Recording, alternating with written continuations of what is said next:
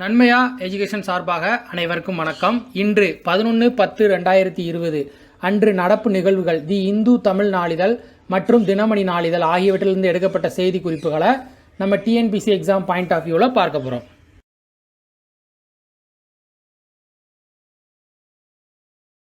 முதலாவதாக இந்திய அமெரிக்க உறவை பலப்படுத்தக்கூடிய வகையில் 5 முக்கிய கொள்கைகளை சொல்லியிருக்காங்க.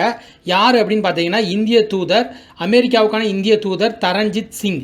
அவங்க என்ன சொல்லியிருக்காங்க அப்படின்னு பார்த்தீங்கன்னா, இதில் 5 முக்கிய கொள்கைகளை குறுகிய கால பலன்கள் அல்லது உடனடி நிவாரணத்துக்கு முக்கியத்துவம் அளிப்பதை தவிர்க்கணும், நீண்ட கால வளர்ச்சி அல்லது பலன்களுக்கு நம்ம முக்கியத்துவம் கொடுக்கணும் அப்படிங்கிறது சொல்லியிருக்காங்க. இரு நாடுகளுக்கு எந்த ஒரு திட்டத்தையும் அந்த ஆழமாக ஆராய்ந்து நடைமுறைப்படுத்துவதற்கான முயற்சிகளை நாம் எடுக்கணும் அப்படிங்கிறதையும் சொல்லியிருக்காங்க. இரு நாட்டு உறவின் பலம் என்பது பரஸ்பர வலிமையில், அதாவது 2 பேருக்கு உள்ள ஒரு ஃப்ரெண்ட்ஷிப் முறையில் அடிப்படையில் அமைந்ததாக இருக்க வேண்டும். இப்போ இந்தியாவின் நோக்கம் என்பது இந்தியா என்ற ஒரு நாட்டின் வளர்ச்சியை மட்டும் கருத்தில் கொண்டதாக இல்லாமல் ஒட்டுமொத்த பிராந்தியத்தின் வளர்ச்சியும் உலக நலனையும் கருத்தில் கொண்டதாக இருக்க வேண்டும் அப்படிங்கிறத சொல்லியிருக்காங்க. இரு நாடுகளும் ஒருங்கிணைந்து செயல்பட வேண்டும். இதுவரை இணைந்து செயல்படாத புதிய துறைகளை கண்டுபிடிச்சு அதில் ஒருங்கிணைந்து செயல்படணும். அதே மாதிரி நமக்கு முன்னாடி இருக்கக்கூடிய புதிய சவால்களை ஏற்று அதை முன்னோக்கி செல்ல வேண்டும், அதை தீர்ப்பதற்கான நடைமுறைகளை பின்பற்ற வேண்டும் அப்படிங்கிறதையும் சொல்லியிருக்காங்க. நாம் வாழ விரும்பும் இந்த உலகை நாம் ஒன்றிணைந்து உருவாக்க வேண்டும் அப்படிங்கிறதையும் சொல்லியிருக்காங்க. உலகில் நீங்கள் காண விரும்பும் மாற்றமாக இது இருக்கணும் அப்படிங்கிறத சொல்லியிருக்காங்க. இது தொடர்பாக பார்த்தீங்கன்னா 3ஆம் கட்ட பேச்சுவார்த்தை தான் தில்லியில் வருகிற 26, 27 நடக்க இருக்குது. இதில் யாரெல்லாம் பங்கேற்க இருக்காங்கன்னு பார்த்தீங்கன்னா, அமெரிக்க வெளியுறவுத்துறை அமைச்சர் மைக் பாம்பேயோ மற்றும் பாதுகாப்புத்துறை அமைச்சர் மார்க் எஸ்பர் ஆகியோர் இந்தியாவுக்கு வர இருக்காங்க. இதில் பார்த்தீங்கன்னா இரு நாடுகளுடைய பாதுகாப்பு ஒத்துழைப்பு, தொழில்நுட்ப உறவு மற்றும் பயங்கரவாத எதிர்ப்பு குறித்து விரிவாக ஆலோசிக்கப்படும் அப்படிங்கிறதையும் தெரிவிச்சிருக்காங்க. அடுத்ததாக பார்த்தீங்கன்னா, தேசிய பஞ்சாயத்து ராஜ் தினமான ஏப்ரல் 24ஆம் தேதி ஸ்வமித்தா அப்படிங்கிற ஒரு திட்டத்தை பிரதமர் மோடி துவக்கி வச்சுருக்காங்க. இது என்ன அப்படின்னு பார்த்தீங்கன்னா, அடுத்த 4 ஆண்டுகளில் நாடு முழுவதும் உள்ள 6.62 லட்சம் கிராமங்களில் வசிக்கும் மக்களுக்கு சொத்து விவர அட்டை வழங்குவதற்காக இந்த திட்டம் தொடங்கியிருக்காங்க. கிராமப்புறங்களில் வசிக்கக்கூடிய லட்சக்கணக்கானோர் பட்டா, நிலங்கள், வீடுகள் தொடர்பான அதிகாரப்பூர்வ விவரங்கள் எதுவுமே மத்திய அரசிடம் இல்லை. இதனால் கிராமப்புறங்களில் இருக்க பல்வேறு திட்டங்களை செயல்படுத்துவதில் சட்ட சிக்கல்கள் இருப்பதாக தெரிவிச்சிருக்காங்க. இதற்கு தீர்வு காணும் வகையில் தான் இந்த திட்டத்தை முன்னெடுக்காங்க அப்படிங்கிறத சொல்லியிருக்காங்க. இதனால் என்ன பெனிஃபிட் அப்படின்னு பார்த்தீங்கன்னா, என்ன பலன் அப்படின்னு பார்த்தீங்கன்னா, தங்கள் சொத்துக்களை காண்பித்து கடன் உதவி, நிதி சலுகை ஆகியவை பெறுவதற்கு இந்த திட்டம் உதவிகரமாக இருக்கும். மேலும் இந்த தொடக்க விழாவில் பார்த்தீங்கன்னா சுமார் 1 லட்சம் பேருக்கு சொத்து விவர அட்டைகள் வழங்கப்படும் அப்படிங்கிறத சொல்லியிருக்காங்க. இது எப்படி வழங்குறாங்க அப்படின்னு பார்த்தீங்கன்னா, அவர்கள் செல்லுடபேசிக்கு குறுந்தகவல் மூலமாக இணையதள இணைப்பு வழங்கிடுவாங்க. அந்த இணையதள இணைப்பு மூலமாக அவர்கள் டவுன்லோட், அதாவது பதிவிறக்கம் செய்து கொள்ளலாம். அடுத்ததாக பார்த்தீங்கன்னா, கேரள மாநிலம் திருவனந்தபுரத்தைச் சேர்ந்த 9ஆம் வகுப்பு படிக்கக்கூடிய மாணவி தேவிகா அவங்க ஒரு மனோரமா செய்தி தொலைக்காட்சியில் ஏக் பாரத் சரஸ்டே பாரத் அப்படிங்கிற நிகழ்ச்சியில் பங்கேற்று ஹிமாச்சலி அப்படிங்கிற ஒரு பாடலை பாடியிருக்காங்க. இது இந்தியா முழுக்க மிக பிரபலமாக இருக்குது. இதற்காக பார்த்தீங்கன்னா ஹிமாச்சல மாநில முதல்வர் ஜெய்ராம் தாக்கூர் என்ன சொல்லியிருக்காருன்னா, மாணவி தேவிகா தனது மாநிலத்துக்கு விருந்தினராக வருமாறு அழைப்பு விடுத்திருக்காங்க. மேற்கொண்டு அந்த பாடலையும் அவங்க பகிர்ந்திருக்காங்க. இதற்காக பிரதமர் நரேந்திர மோடி அவர்களும் பாராட்ட தெரிவிச்சிருக்காங்க.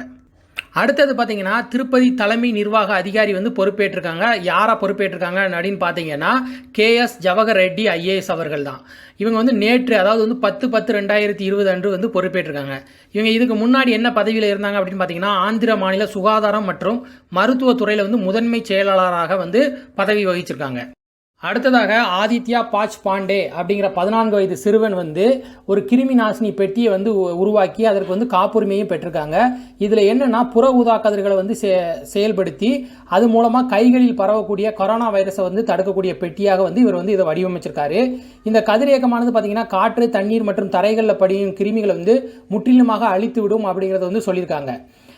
இதுக்கு முன்னாடி பார்த்தீங்கன்னா, சார்ஸ் வைரஸை இதே மாதிரி UVC கதிரியக்கத்தை செலுத்தி அழித்ததாக அது அழிக்கிறதுக்கு உதவியதாக நிபுணர்கள் ஏற்கனவே தெரிவிச்சிருக்காங்க. இது வரைக்கும் பார்த்தீங்கன்னா, இவர் 15,001 பெட்டிகளை தயாரித்து இலவசமாக மகாத்மா காந்தியோட 151வது பிறந்த நாளை முன்னிட்டு அக்டோபர் 2ஆம் தேதியிலேருந்து இதை வந்து விநியோகித்து வருவதாக வந்து தகவல் தெரிவிச்சிருக்காரு. இதற்கான பேர் என்ன அப்படின்னு பார்த்தீங்கன்னா சுரக்ஷா பெட்டி அப்படிங்கிறது தான் அதுக்கு பேர். நடப்பு நிதியாண்டில் முதல் அரையாண்டில் வந்து வேளாண் பொருட்களோட ஏற்றுமதி எவ்வளவு கோடி அப்படின்னு பார்த்தீங்கன்னா 53,626 கோடியாக வந்து இருக்குது.